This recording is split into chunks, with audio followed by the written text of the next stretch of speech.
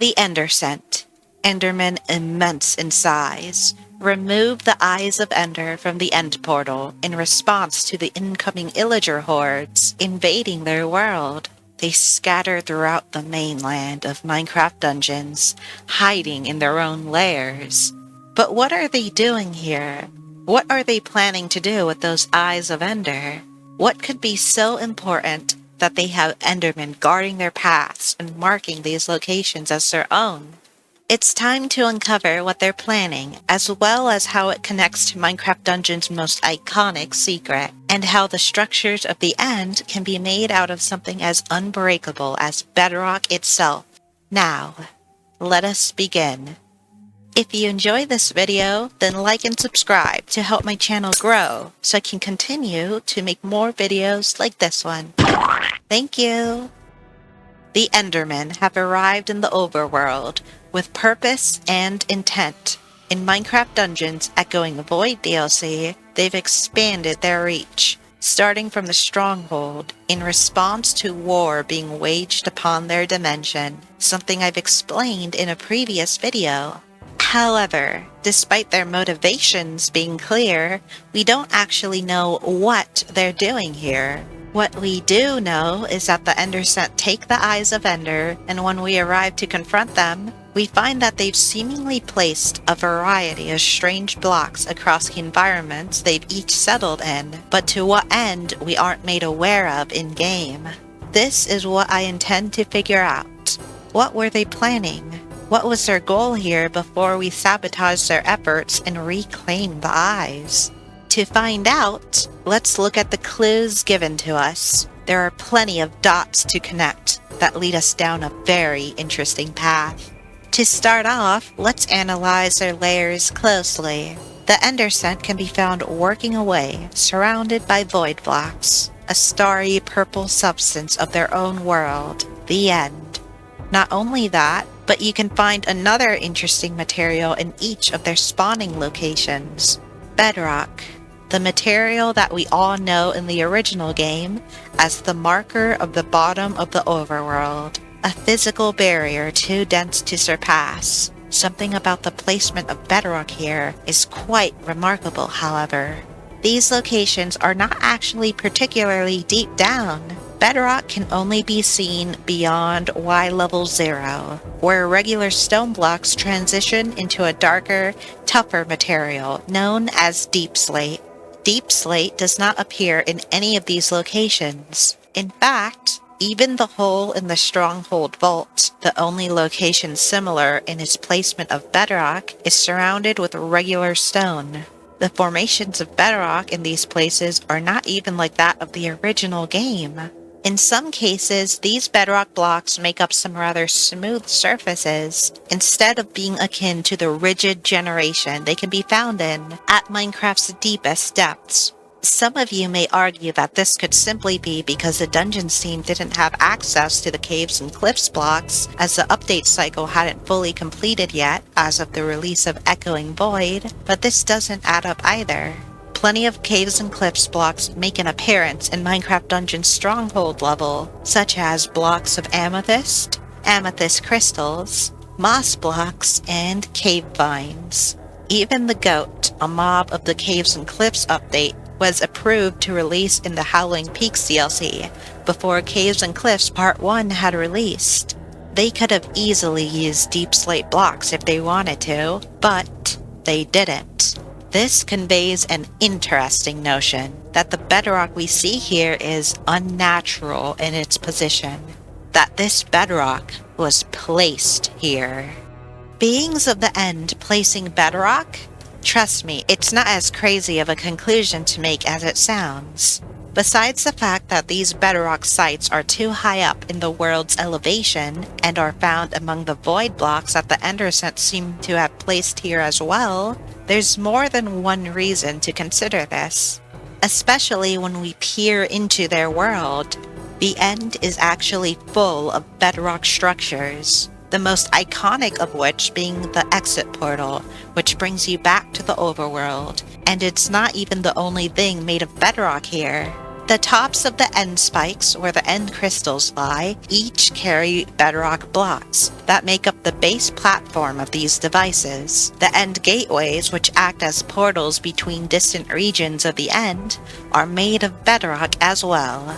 Minecraft Dungeons only doubles down on the presence of bedrock structures in the end. The end gateways are bigger and made with even more bedrock, including what appears to be bedrock pillars. These blocks share an extremely similar palette and only appear among these bedrock structures, such as the exit portal. The exit portal in Minecraft Dungeons is also made with these bedrock pillar blocks, as well as actual bedrock slabs. The beings of the end seem to have enough of a grasp over this material that they can craft it into such shapes, even using them in their voidic technology, as seen with the end gateway and exit portal.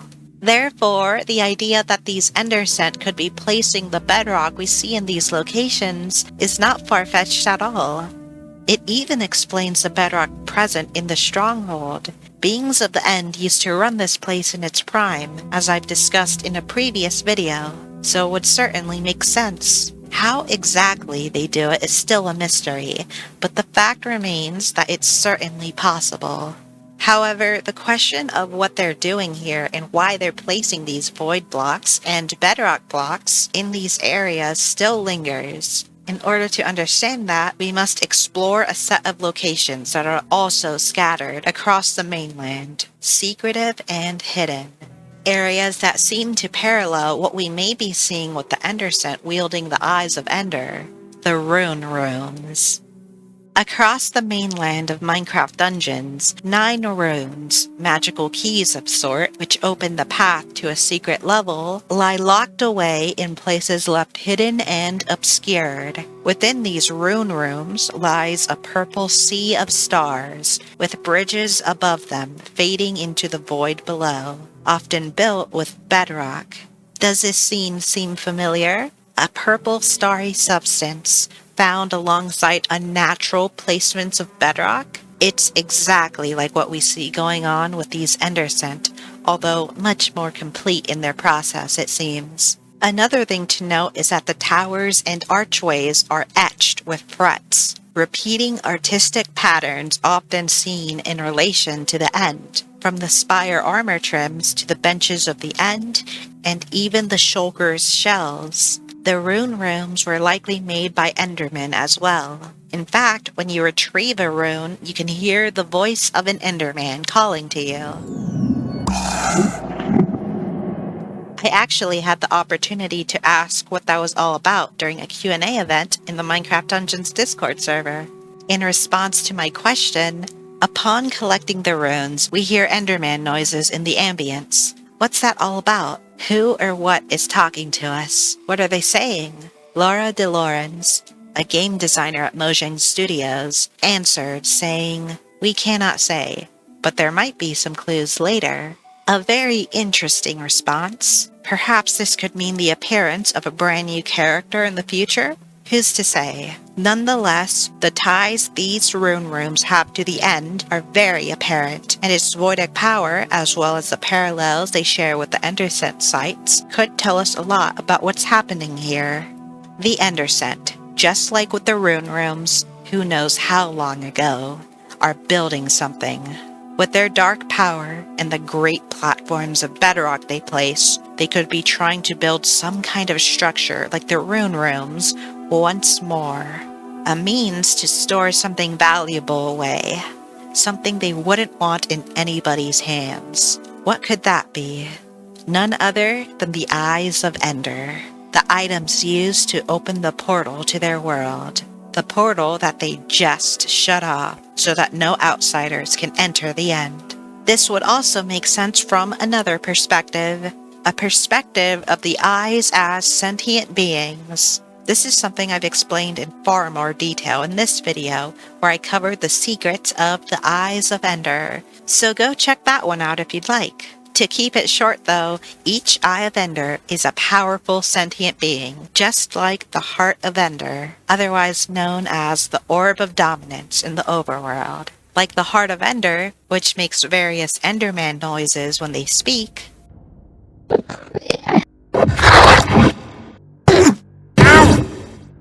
The eyes of Ender make Endersent noises as they speak as well.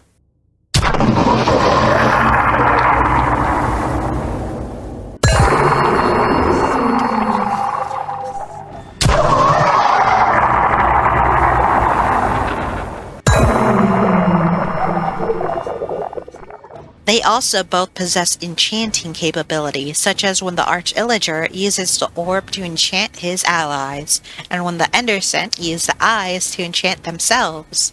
In my video, I conclude that the Eyes of Ender and the Heart of Ender are pieces of a greater whole, a grander being known as Ender, a deity now shattered into the sentient fragments we see today. However, things have changed since the time of the Stronghold, an area I theorized in another video to have been led by the Eyes of Ender, as their visage can be seen all over, from the eye armor trim to murals and doors. They were once leaders of the End, just as the Heart of Ender once was, but while the Heart ruled from High Block Castle, the Eyes seemed to have collectively guided the happenings of the Stronghold. But what had happened to them? Why had the Endermen left them behind?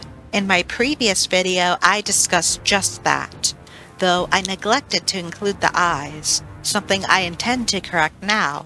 The Heart of Ender, who ran High Block Castle in its old days, was hidden away in the hollowed mountain that the soon-to-be Illager would find it in. It was a tyrannical figure. Cunning and cruel, it ruled through fear and oppression. Eventually, the Endermen had had enough of their leaders and abandoned them when the opportunity arose. It's the same reason why the Endermen fight the Ender Dragon in Minecraft during the final battle to free the End. No doubt, the Eyes of Ender must have been much the same as those two. After all, they were similarly once leaders of the End as well. Their visages represented in banners, courtyards, staircases, and on the floors of the End Shrine too, a literal place of worship. At the start of Minecraft Dungeons Echoing Void DLC, we can see that the Eyes have been in the End Portal for quite some time. No one had come back for them, just as no one had come back for the Orb of Dominance. The Endermen obviously had to know they were there. They know where the Stronghold is, and carry out their first moves in the Overworld from there. Yet they only decided to do anything with the Eyes of Ender now, when the Illagers invaded, closing the portal that links their world with ours. The Endersent are building something akin to the Rune rooms, made of the same impenetrable stone and starry energy, and likely for the same purpose too. They are constructing a mechanism to store the Eyes of Ender away, beings which had once led them, fragments of their god. Truthfully, what the Endersent are really building here are prisons. Prisons designed to contain the Eyes of Ender and lock them away, just as the Heart of Ender once was, within the ruins of old High Block Keep, left to be largely shut off from the world and forgotten through the ages. It's why you don't see the Endersent fully utilizing the full power of the Eyes of Ender, like with the Heart of Ender in the Obsidian Pinnacle. It would give them too much control over the Endersent, something they cannot allow when they're actively trying to seal them away. Just look at Archie. He hovers helplessly as the Heart of Ender uses him as a vessel. The Endersent must have as much control over the situation as they can. They must resist the mental manipulations such beings are capable of. We see what the Heart of Ender can do, whispering its thoughts into Archie's mind in Minecraft Dungeons and especially its novel. The Eyes would likely attempt to do the same, but these Endersent carried on, although the influence of the Eyes of Ender can still be seen with each Endersent's choice of dwelling, each location appropriate for the specific eyes they carry.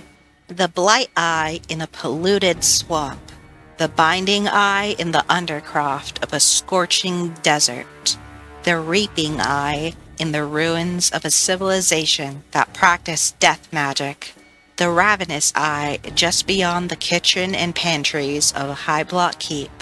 all of these Eyes of Ender, while they are captive, at the very least have gotten to decide where their fate is to be had. A comfortable resting spot for their indefinite imprisonment. Until we mess everything up, but it's fine.